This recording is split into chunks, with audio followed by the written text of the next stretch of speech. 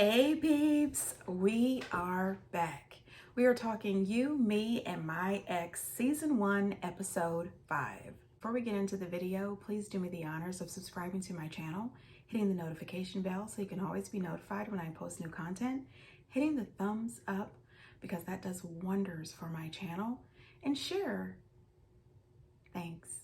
So this episode started out with Kay, Jerry, and Jessica. So of course, last episode, Kay was requesting some alone time with Jerry. So Jerry set things up where they could spend some alone time together at the family cabin. Jerry sets it up so that Kay can get to the cabin a little bit before him. He says that he had some business to take care of. So when Jerry arrives, she has set the setting. I mean, she has got the mood set. There is candles, there are flowers, she is dressed, really sexy. And as soon as he gets there, she's actually sitting on a dresser. And I thought, well, okay, that's interesting. She's in the bedroom, but she decided to sit on this dresser. Then she tells him to unravel all of his clothes. And I said, well, unravel? And Jerry said the same thing. We both know she meant for him to take all of his clothes off, so it could be just a translation. I do think that her first language is Spanish, so maybe that's what it was. But throughout this episode, you could see that the maturity level is just not there.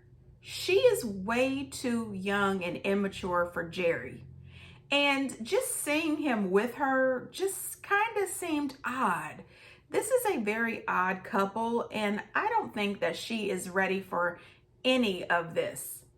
My thought was, what you could do is you could just go home. Every time I turn around, I either see Jessica or the kids, every second. You absolutely knew that this man lived with his ex-wife and his children, and those kids are not going anywhere.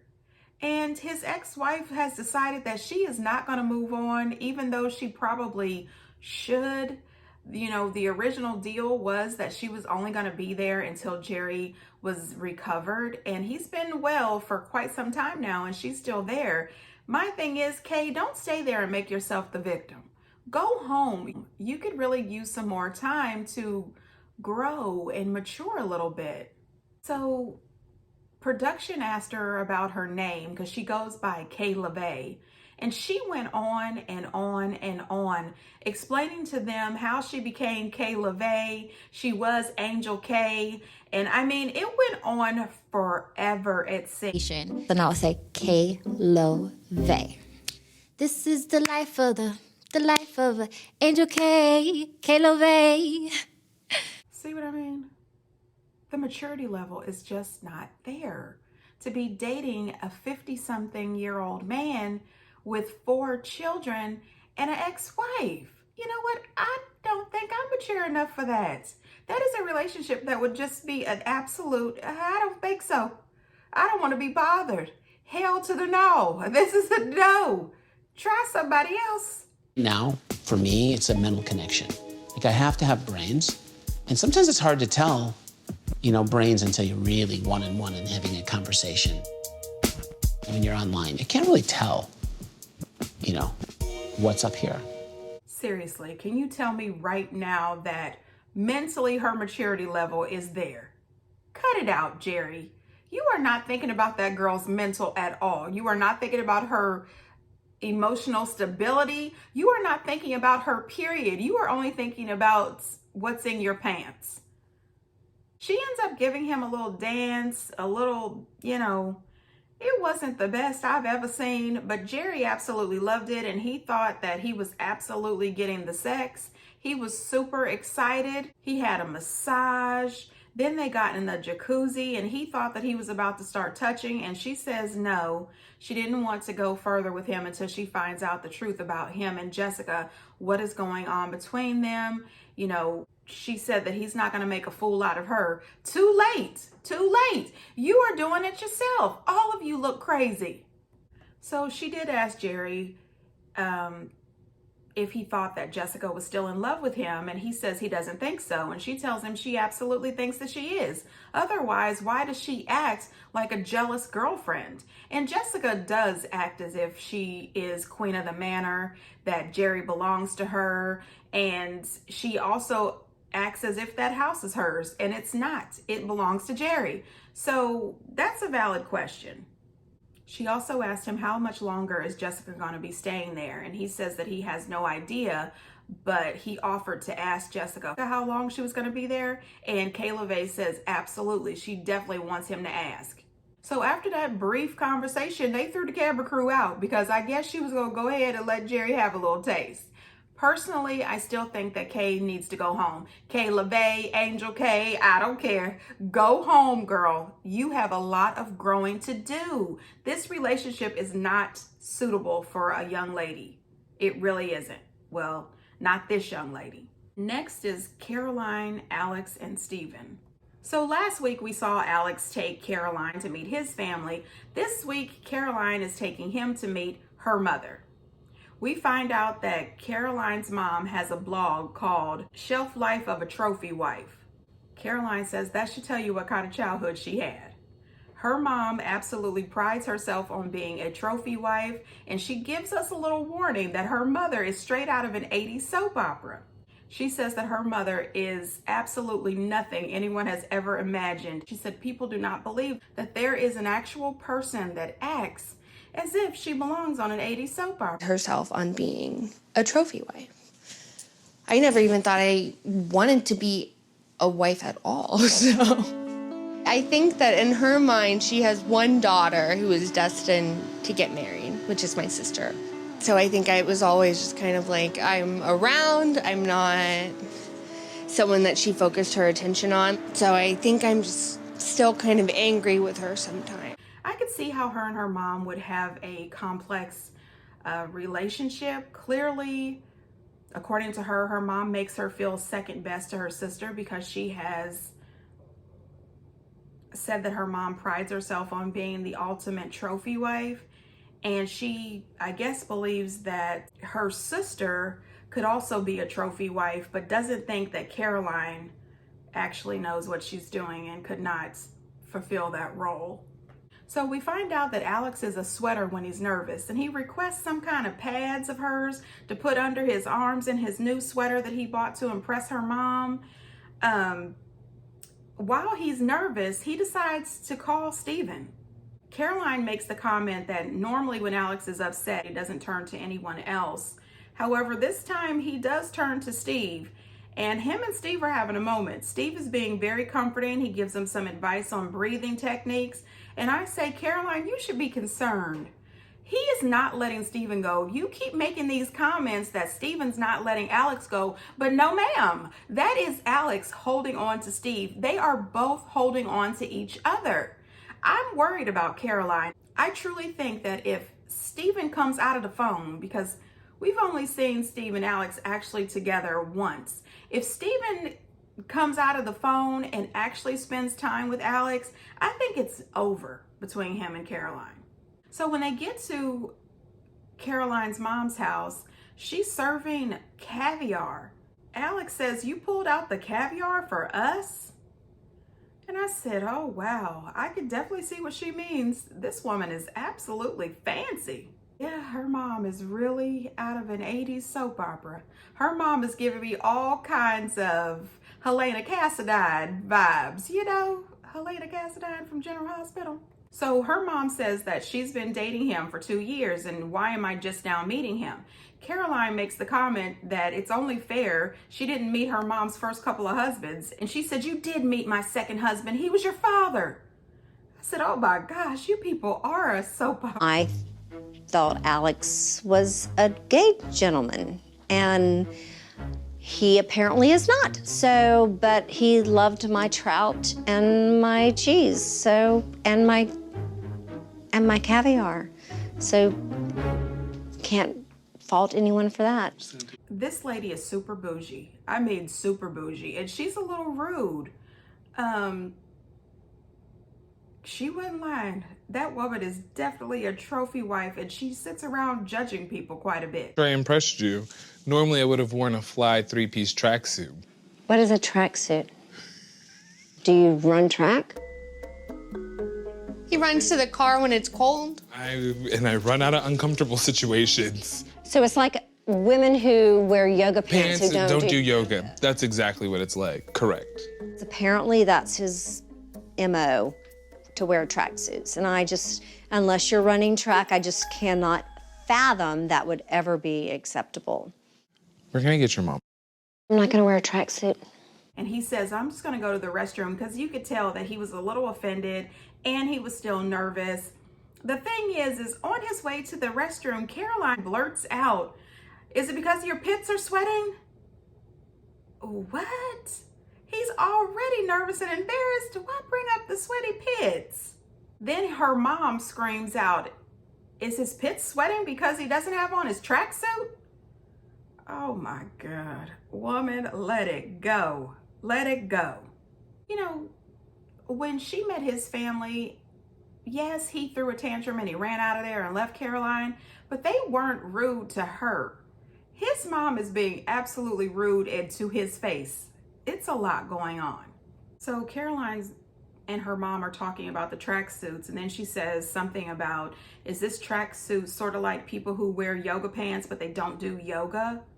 And I can tell you something, I wear yoga pants on a regular basis because I feel comfortable in them. Sometimes I do yoga, but most times I'm doing all kinds of other stuff. I will do a workout video in yoga pants. I will go walking on the trail in yoga pants. I will go to the grocery store in yoga pants. I do what I want, Caroline's mama. Okay, you get off people's back.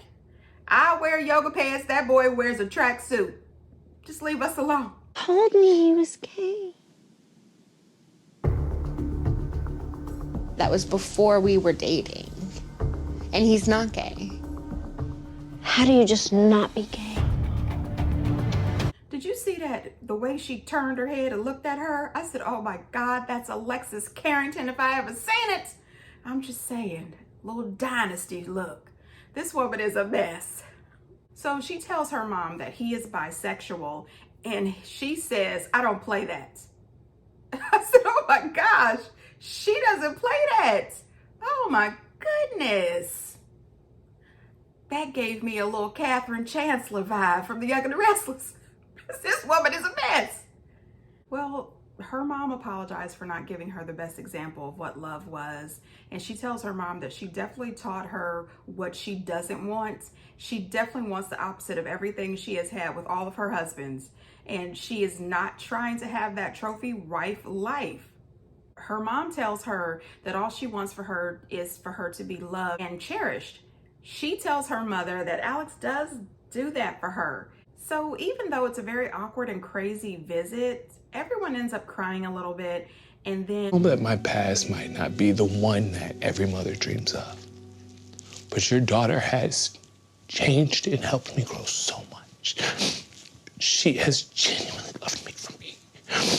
It's just made me happier than I have ever been in my life. And that's why I really wanted to meet you. Because she is somebody I can see me spending the rest of my life with. I just want her to be happy, and if you make her happy, then that's enough for me. That's all I want, is her to be happy. Okay. I will not wear a tracksuit. We'll see about that. Yeah, we will. I think that was really nice. I really do. Then they got that little laugh at the end about the tracksuits and everything. My thing is this. I understand her mom being nervous and worried and confused about their relationship. When she first heard about him, she was told he was gay. She knows that he has an ex-boyfriend, and now he's with her daughter. She's concerned. And as I've said many times before, if Steven shows up, Caroline is gone. It's not going to work. Alex is going to go back to Steven. Alex's entire family loves Steven. Alex loves Steven. And I believe that Alex does love Caroline as well. But I think he's using Caroline as a crutch right now. So my biggest thing is Caroline needs to protect her heart. I don't trust Alex. Okay, now these people worked my good nerves. Wendy, Jimmy, Lisa, Jack. So when they started talking to this group, I realized just how much I dislike Jimmy and how much I absolutely don't like Lisa. I'm not the biggest fan of Jack because Jack sits silently and doesn't say anything. He doesn't stick up for himself. And Wendy, even though she does speak out for herself, I don't think she does it enough or the way that I would, and I hate to put it on that scale because these people are living this life and I'm just watching from the outside, and all I can say is what I would do, which I don't really know if that's what I would do if I was in it.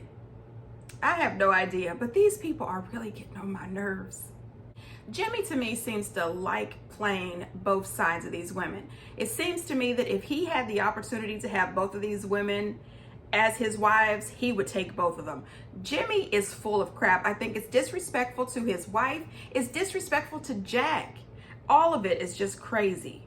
So Wendy is still upset with Jimmy about all the flirting that he's been doing with Lisa. They finally get the RV pulled into the RV park and they set up a fire.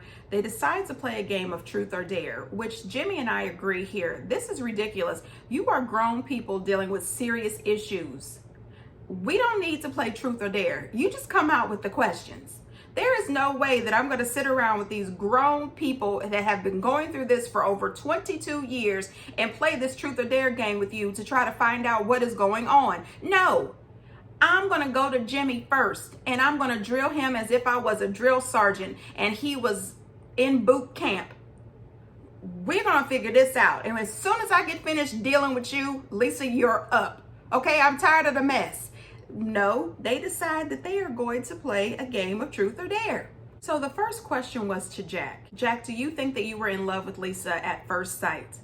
Jack says yes, and then he explains that the first time he met Lisa, she was with Dominic, and they ended up spending the whole day and night together until midnight.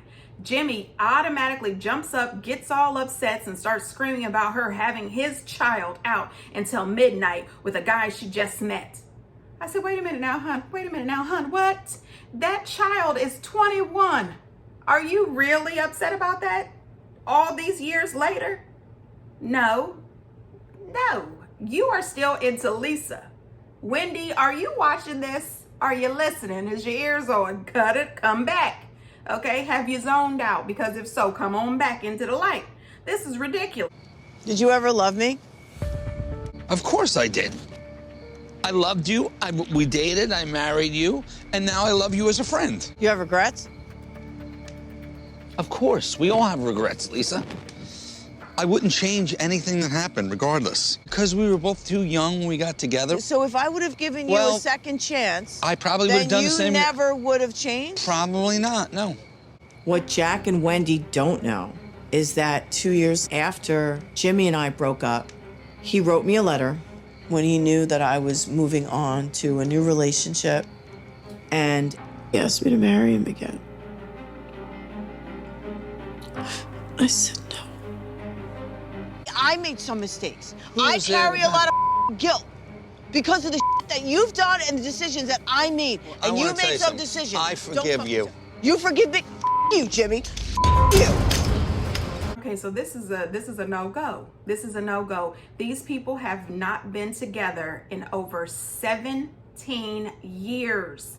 Are we still doing this? Lisa then is talking to the production team, talking about that letter that Jimmy wrote her all these years ago, professing his love to her and how he would like to remarry her. And I said, are we doing this again?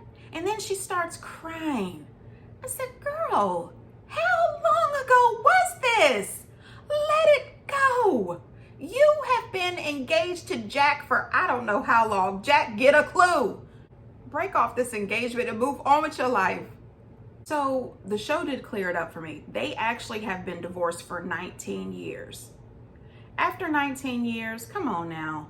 all the screaming and the yelling that she was doing. She threw her folding chair into the fire pit. She is out of control, screaming and crying. Then she runs off into the RV. Jack runs off after her. Next thing you know, here comes Wendy. She rushes into the RV, wraps her arm around Lisa to comfort her, and she says that she knows how it feels to have somebody cheat on you, and she knows that it hurts. 19 years ago? 19 years ago, you are his wife, and you're comforting her who has made your life miserable as she starts whining about Jimmy's comments that if they would have stayed together, he probably would have continued to cheat. She's crying over that, and Wendy's holding on tight, comforting her. Girl, bye. I would have left her laying on the floor and went straight to bed. This is a group of nuts. I mean, I absolutely can't stand it. The next morning they woke up and acted as if it was okay. You know, Jimmy makes this joke asking her, is she over this emotional outburst? And everybody just chuckles it up as they head off to Dominic to celebrate his 21st birthday. If I was Wendy, when we got home, I would have a serious come to Jesus conversation with Jimmy. We are cutting the strings. You need to separate. I'm done with this woman being at our house every day. I'm done with you and her taking private trips for business together. I'm done with everything. Okay? This is nuts. And poor Jack, get a backbone, get something, get some sense. This woman is not here for you. You are just a place filler until she can get Jimmy back. I'm just saying. Anyway, you guys, get down in the comments and let me know what you think. Am I too hard on these people? I don't know. Get down in the comments and you tell me. And until next time, bye.